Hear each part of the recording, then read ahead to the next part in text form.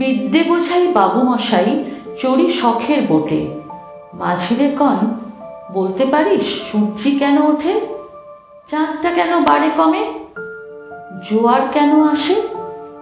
বৃদ্ধ মাঝি অবাক হয়ে ফেলফেলিয়ে হাসে। বাবু বলেন, সারা জনম মল্লিরে তুই খাটি, জ্ঞান বিনা তোর জীবনটা যে চারি আনাই মাটি।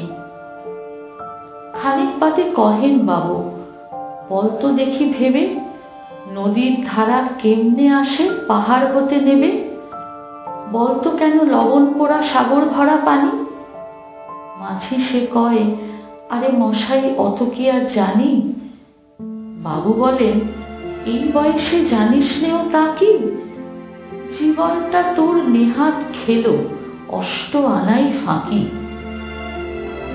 আবার ভেবে কহেন বাবু, বলতো ওরে বুড়ো, কেন এমন নীল দেখা যায় আকাশের ওই চূড়ো, বলতো দেখি সূর্য চাঁদে গ্রহণ লাগে কেন? বৃদ্ধ বলে, আমায় কেন লজ্জা দিছেন হেন? বাবু বলেন, বলবো কি আর, বলবো তোরে কি তা, দেখছি এখন জীবনটা তোর 12 আনাই বৃথা। খানিক বাদে ঝড় উঠেছে, ঢেউ উঠেছে ফুলে। বাবু দেখেন নৌকাখানি ডুবলো বুঝি দুলে। মাঝিরে কন, এ কি আপদ, ওরে ও ভাই মাঝি, ডুবলো নাকি নৌকা এবার, মরবো নাকি আজি? মাঝি শুধায়, সাঁতার জানো? মাথা নাড়েন বাবু।